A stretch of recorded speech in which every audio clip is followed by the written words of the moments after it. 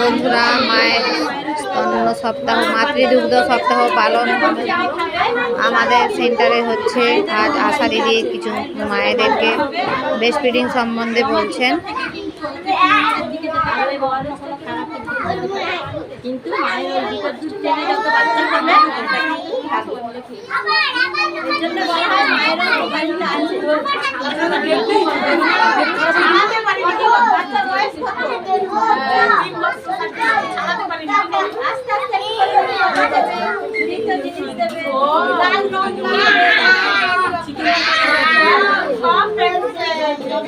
একটু তুলো মা ছবিটা।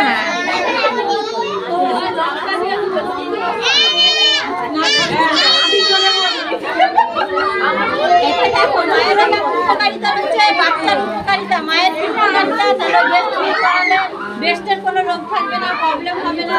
আর বাচ্চার তো আছেই আছে, বাচ্চার বুদ্ধিতে বিকাশ, রোগ প্রতিরোধ ক্ষমতা, এগুলো বাচ্চার মায়ের দুধের মধ্যে থেকেই আছে।